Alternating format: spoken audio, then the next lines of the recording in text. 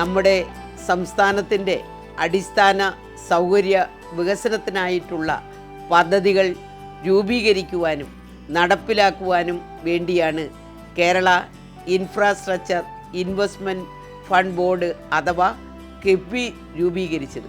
Chadayamangalam mini civil station നിർമ്മാണത്തിനായി 11.74 കോടി രൂപ അനുവദിച്ചു. കിഫ്ബിയുടെ അംഗീകാരം ഉടനെ ലഭിക്കുകയാണ്. ചടയമംഗലം സബ് രജിസ്ട്രാർ ഓഫീസ് നിർമ്മാണത്തിനായി 8.20 കോടി രൂപ അനുവദിച്ചു. അമ്പലംകുന്ന് റോഡ് വിള പോരേടൻ റോഡ് അതിൻ്റെ പ്രവൃത്തി വളരെ നേരത്തെ തന്നെ ടെൻഡർ ചെയ്തിരുന്നുവെങ്കിലും ഇപ്പോൾ അത് റീസബ്മിറ്റ് ചെയ്തുകൊണ്ട് അതിന് TS ലഭിച്ചിട്ടുണ്ട്.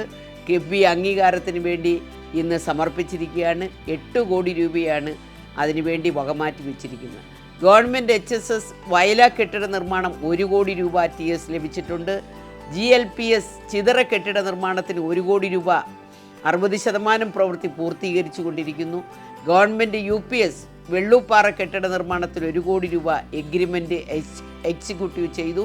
ഗവൺമെൻറ് MGHSS ചടയമംഗലം കെട്ടിട നിർമ്മാണത്തിന് 1 കോടി രൂപ ഇന്ന് മാറ്റിവെച്ചിട്ടുണ്ട്. അതിൻ്റെ പണി പൂർത്തീകരിച്ചിട്ടുണ്ട്. ഗവൺമെൻറ് UPS നിലമേൽ കെട്ടിട നിർമ്മാണം 1 കോടി രൂപ പ്രവൃത്തി പൂർത്തിയായി ഉദ്ഘാടനം കഴിഞ്ഞു. GTLPS സർക്കാർ ട്രൈബൽ LPS എടപ്പണ അതിന് TS ലഭിച്ചിട്ടുണ്ട്. ഗവൺമെൻറ് HSS കുമ്മൾ കെട്ടിട നിർമ്മാണത്തിന് 3 കോടി രൂപ ഫൗണ്ടേഷൻ പ്രവർത്തനങ്ങൾ പുരോഗമിച്ചു കൊണ്ടിരിക്കുന്നു. ഗവൺമെൻറ് UPS കടയ്ക്കൽ കെട്ടിട നിർമ്മാണത്തിന് 3 കോടി രൂപ ഫൗണ്ടേഷൻ്റെ പ്രവർത്തനങ്ങൾ പുരോഗമിക്കുകയാണ്. GHSS തേവന്നൂർ കെട്ടിട നിർമ്മാണം 3 കോടി രൂപ അനുവദിച്ചിട്ടുണ്ട്. സ്ഥലപരിമിതിയുടെ പ്രശ്നങ്ങൾ അവിടെ നിലനിൽക്കുന്നുണ്ട്. എങ്കിലും ആ ഫണ്ട് കിഫ്ബി അനുവദിച്ച് നിർമ്മാണ പ്രവർത്തനങ്ങൾ പുരോഗതിയിലേക്ക് പോവുകയാണ്. GHSS കരുകോൺ കെട്ടിട നിർമ്മാണം 3 കോടി രൂപ അനുവദിച്ചിട്ടുണ്ട്. നിർമ്മാണ ഉദ്ഘാടനം കഴിഞ്ഞു. കിഫ്ബി ഫണ്ടിൽ നിന്നും കടയ്ക്കൽ മാർക്കറ്റ് നവീകരണത്തിനായി 3.75 കോടി രൂപ അനുവദിച്ചിട്ടുണ്ട്.